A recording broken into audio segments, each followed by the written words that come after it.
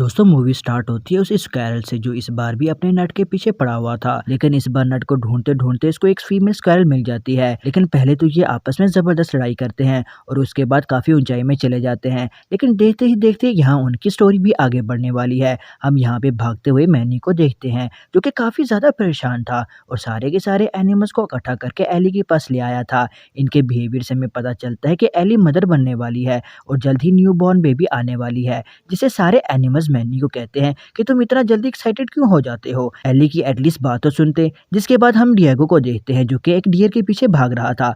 अब तो डिएगो भी बूढ़ा हो चुका था, इसी वजह से उसे पता चलता है कि उसमें पहली जैसी तेजी नहीं रही है। यहाँ पे मैनी ने अपने होने वाले बच्चे के लिए गार्डन बनाया था, एक ऐसा प्लेग्राउंड जिसके अंदर उनका छोटा सा एलिफेंट अच्छे तरीके से खेल सके। मैनी का कहना था कि कोई भी दूसरा एनिमल इसके अंदर नहीं खेल सकता, यहाँ पर सिर्फ और सिर्फ हमारा बेबी ही खेलेगा।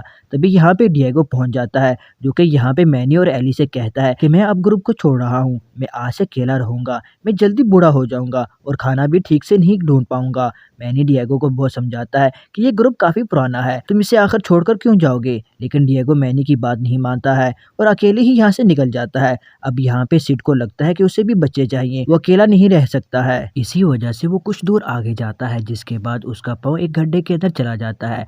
नीचे जाने पे उसे एक बहुत बड़ी केव मिलती है, इसी के साथ में 3 बड़े बड़े एग्स भी मिलते हैं। अब तो सिड इन एग्स को अपने बच्चे और खुद को उनकी मदर मानने लग गया था। उन एग्स को ऊपर लेकर आता है और इन्हें सेफली घर तक ले जाने की कोशिश करता है। लेकिन रास्ते के अंदर तो ये एग्स अपना सर्कस दिखाना शुरू कर देते हैं। ये बस टूटने ही वाले थे गिर करके, तभी एली वहाँ पे आके उन्हें बचा लेती है। मैनी और एली सेड को समझाते हैं कि ये एग्स तुम्हारे नहीं है, इनकी मदर को इनकी फिक्र हो रही होगी। तब सेड कहता है कि ये तो मेरे ही बच्चे हैं, आज से ये मेरे पास ही रहेंगे। मैनी सेड को डांटता है और कहता है कि ये एग्स जिसके भी हैं उसको देख कर आओ। सेड वापस से इन एग्स को लेता है और उसी जगह पर छोड़ने के लिए जाता है जहाँ से वो उन्हें लेकर आया था। लेकिन रात और ठंड होने की वजह से इन एग्स को केव में ले जाता है और इसी के साथ रोशनी पड़ने पर इनके अंदर बच्चों को भी देखता है। जिसके बाद सेड बड़े प्यार से उन्हीं के साथ सो जाता है। अगली सुबह ये एग्स ब्रेक हो चुके थे और इसके अंदर से निकलने वाले एनिमल्स तो काफी ज्यादा इंटरेस्टिंग होने वाले थे, क्योंकि ये तो डायनासोर्स थे। ये डायनासोर्स के बच्चे सिड को ही अपनी मम्मा मान लेते हैं। जैसा जैसा सिड कर रहा था वैसे वैसे ये बच्चे भी फॉलो कर रहे थे। अब जब सिड के पास बच्चे आ चुके थे तो सिड को अपनी फैमिली बिल्कुल कंप्लीट लग रही थी और वो इन बच्चों के लिए कुछ भी कर सकता था। अब सिड सोचता है कि मैं इन बच्चों को खिलाने के लिए गार्डन में लेकर जाऊंगा। जिसके बाद वो मैनी के बनाए हुए प्लेग्राउंड में उन्हें ले आता है। ये डायनासोर के बच्चे तो काफी वाइल्ड थे, इसी वजह से पूरे प्लेग्राउंड को खराब कर देते हैं। डायनासोर के बच्चों को देखते ही देखते बाकी एनिमल्स के बच्चे भी आ जाते हैं। यहाँ पे एक चीज भी सही सलामत नहीं बचती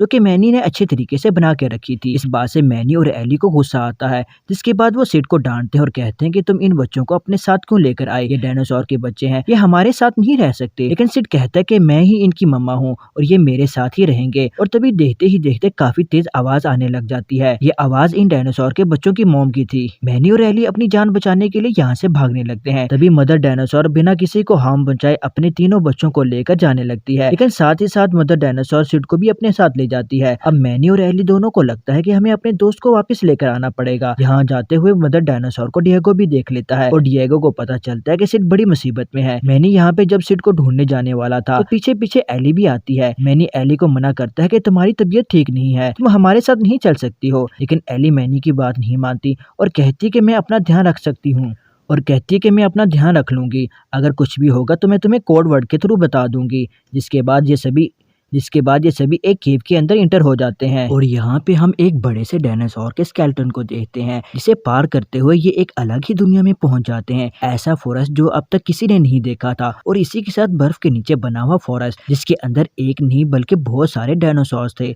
यहाँ पे एक डायनासोर पॉसम्स को मारने ही वाला था कि तभी यहाँ पे मैनी और एली भागते हैं और इन पॉसम्स की जान बचाने के लिए डिएगो भी पहुंच चुका था। यहाँ पे मैनी डिएगो से पूछता है कि तुम आखिर यहाँ पे कैसे आए, तो एली कहती है कि ये बात तुम दोनों बाद में करना, अभी यहाँ से भाग चलो। जब ये सारे एनिमल्स एक जगह पे खड़े होते हैं तो इन्हें पता चलता है कि हम तो यहाँ के सबसे छोटे एनिमल्स हैं और इन सब में ये खुद को बहुत छोटा मानते हैं। बड़े बड़े डायनासोर के दरमियान आके ये अपनी जान गंवाने ही वाले थे कि यहाँ पे एक दूसरा एनिमल पहुंच जाता है जिसका नाम बग था, जो कि अपने पॉइजन फ्रूट की हेल्प से सारे एनिमल्स को गायब कर लेता है और एक सेफ जगह पे ले आता है और उनसे यहाँ आने की वजह पूछता है। जहाँ पे एली और मैनी पूछते हैं कि आखिर तुम कौन हो और यहाँ पर कैसे सर्वाइव कर रहे हो, तो बग यहाँ पे खुद की स्टोरी बताना शुरू करता है। यहाँ पे मैनी और डिएगो बताते हैं कि हमारा एक दोस्त है जिसे एक डायनासोर यहाँ ले आई है। बग पैरों के निशानात देखकर बताता है कि ये एक मदर डायनासोर है जिसके 3 बच्चे हैं। जरूर वही सिड को यहाँ पे ले आई होगी, लेकिन सबसे पहले वो उसे केव वाली जगह पे लेकर गई होगी और अब तक तो सिड मारा भी गया होगा, तो उसे ढूंढने से कोई फायदा नहीं होगा। लेकिन मैनी, एली और डिएगो इस बात को नहीं मानते हैं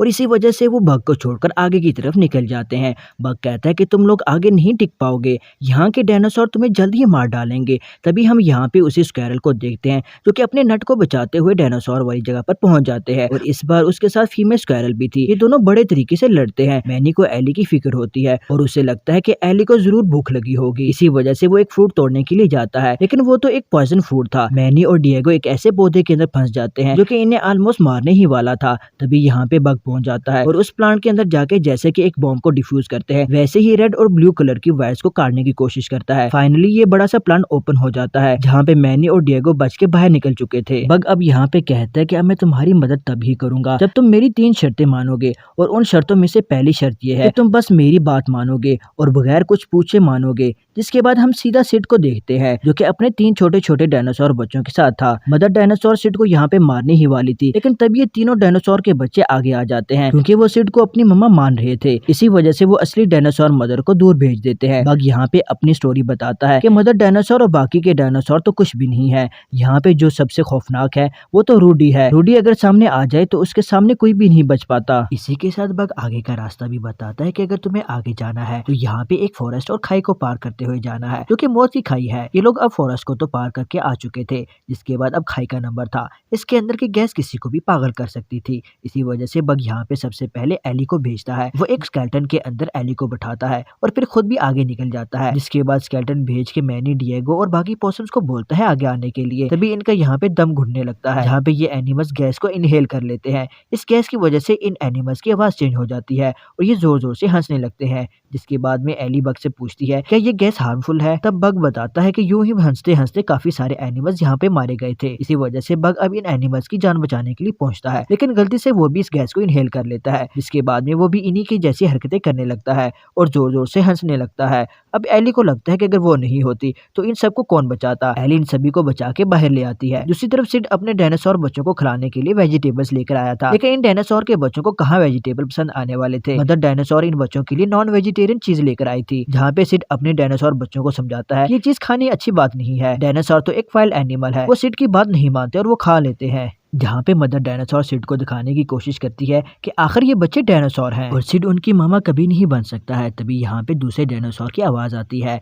मदर डायनासोर अपने बच्चों को और इसी के साथ में सिड को भी काफी दूर ले जाती है, जहाँ पे हमें रूडी के पैर के बारे में पता चलता है कि वो कितना बड़ा डायनासोर हो सकता है। अब यहाँ पे मैनी, एली और डिएगो सभी रात में रुकने के बाद बग की लाइफ के बारे में पूछते हैं, जहाँ पे बग बताता है कि कैसे रूडी ने उसकी एक आंख निकाल दी। वो एक बहुत ही अच्छा वॉरियर है। रूडी उसे खा ही चुका था, लेकिन बग तब तक उसके गले में लटकता रहा जब तक कि वो उसे बाहर नहीं फेंक देता। इसके बाद बग लटकता हुआ सीधा रूडी के दांत को तोड़ता हुआ बाहर निकल गया। तब से बग के पास जो नाइफ है वो रूडी का एक टूथ है। मदर डायनासोर तो अपने बच्चों को अपने पास ले जाती है, लेकिन सिड वहीं पे अकेला रह जाता है। लेकिन रात होने पर मदर डायनासोर सिड को भी अपने बच्चों के पास रख लेती है। इधर रात होने पर मैनी को फिक्र होने लगती है कि कहीं वो एली का ध्यान रख भी पा रहा है या नहीं। इसी वजह से आंख खुलने के बाद में वो एली के पास ही चला जाता है और अब हमें लव स्टोरी दिखाई जाती है इन स्क्वैरल्स की, जहाँ पे ये पहले तो नट के लिए लड़ रहे थे, लेकिन आहिस्ता आहिस्ता इनके दरमियान लव स्टोरी तो बढ़ने लगती है। अगली सुबह बग यहाँ पे सबको बताने लगता है कि कैसे सिड मारा गया होगा। जरूर यहाँ पे डायनासोर ने सिड को खा लिया होगा, लेकिन मैनी, एली और डिएगो बग की बात बिल्कुल नहीं मानते हैं। तभी बग कहता है कि लावे वाली जगह आ चुकी है, जरूर सिड हमें वहीं पे मिलेगा। एक तरफ तो यहाँ पे स्क्वैरल्स की लव स्टोरी चल रही थी, वहीं दूसरी तरफ सारे के सारे एनिमल्स एक खतरनाक सी चट्टान को पार कर रहे थे। तभी ये चट्टानें हिलने लग जाती हैं। यहाँ पे किसी तरह भी करके एली खुद की जान बचा के ऊपर चढ़ जाती है,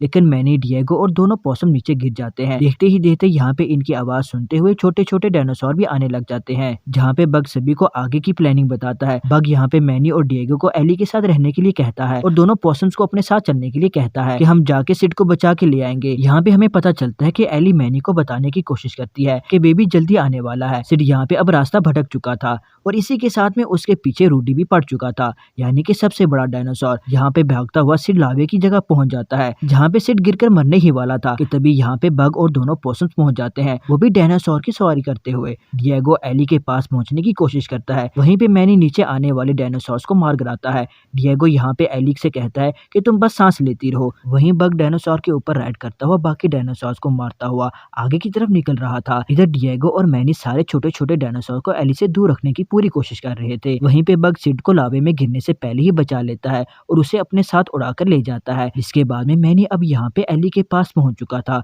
और आते ही सबसे पहले बेबी एलिफेंट को देखता है और इसके आते ही दोनों मिलके इसका नाम भी रख लेते हैं। यहाँ पे बग और पॉसम मिलके सिड की जान बचा चुके थे। सिड भी यहाँ पे सेफली पहुंच चुका था। जहाँ पे सिड आते ही सबसे पहले बेबी से मिलता है। एली यहाँ पे सिड को कहती है कि हम तो तुम्हारे लिए बहुत डर गए थे और जो भी हो लेकिन हमने तुम्हें बहुत याद किया। जिसके बाद बग कहता है कि चलो अब टाइम आ चुका है तुम लोगों के जाने का, लेकिन ये लोग इतनी आसानी से कैसे जा पाते। अभी भी रूडी इनके रास्ते में आने वाला था। तब बग यहाँ पे एक नया प्लान बनाता है। जाने वाले रास्ते के अंदर जैसे ही रूडी बाहर निकल के आता है तब वहाँ पे मैनी, डिएगो और सिड रूडी के हाथ पैर और मुंह को बांध देते हैं। ये सब लोग यहाँ से भाग के निकलने ही वाले थे कि तभी सिड के पैर से एक रस्सी टूट जाती है और रूडी फिर से फ्री हो जाता है। अब इन सबको कौन बचाने वाला था? इन सब के सामने तो कोई भी नहीं था। ये एनिमल्स रूडी का ब्रेकफास्ट बनने वाले थे। लेकिन तभी यहाँ पे मदर डायनासोर आ जाती है जो कि रूडी को बहुत जोर से धक्का देती है। जिसके बाद रूडी उस खाई से नीचे गिर जाता है। यहाँ पे सिड से मिलने के लिए मदर डायनासोर अपने बच्चों को भी लेकर आई थी। जहाँ पे जाने से पहले सिड इन तीनों बच्चों से मिलता है और उन्हें अच्छे तरीके से गुड बाय भी कर देता है। इतनी अच्छी फैमिली बॉन्ड को देखते हुए बग इमोशनल हो जाता है। जहाँ पे सभी बग को अपने साथ चलने को कहते हैं। बग भी इस बार तैयार हो जाता है। लेकिन जाने से पहले जब सभी ऑलमोस्ट खाई से निकलने ही वाले थे कि तभी बग को रूडी की वापस से आवाज आती है। तो वो डिएगो को बोलता है कि तुम जाके सभी को बाय बोल देना, मैं आगे नहीं आ सकता हूँ, मेरी जिंदगी यहीं पे ही है। अगर रूडी का कोई दुश्मन नहीं होगा तो रूडी बाहर आ जाएगा और अगर मेरे पास भी कोई दुश्मन नहीं होगा तो फिर मैं क्या करूंगा। तो डिएगो बग की बात मान लेता है और बग वहाँ से उसी स्केलेटन को तोड़ देता है ताकि कोई भी यहाँ से अंदर बाहर ना आ जा सके। बाहर आने पर डिएगो सभी को बताता है कि बग अंदर चला गया है, उसकी वही जिंदगी है। डिएगो अब मैनी को बताता है कि मैं भी इस ग्रुप को छोड़ के कभी नहीं जाऊंगा। इसी के साथ सारे एनिमल्स मिलकर फिर से मैनी के उस प्लेग्राउंड में पहुंच जाते हैं जहाँ पे सब मिलकर उस प्लेग्राउंड को रिपेयर कर देते हैं। हम यहाँ पे उस स्क्वेरल कपल को देखते हैं जब यहाँ पे फीमेल स्क्वेरल मेल स्क्वेरल से बहुत काम कराती है। तब यहाँ पे मेल स्क्वेरल परेशान होने की वजह से अपने नट को देखता है और वापस से उसके पीछे भागने लगता है। लेकिन फीमेल स्क्वेरल आके इस बार मेल स्क्वेरल को पकड़ लेती है। अभी जिस स्टोन पे ये दोनों खड़े थे एक तेज गैस की वजह से हवा में उड़ जाते हैं, लेकिन फिर भी ये अपना नट नहीं छोड़ रहे थे।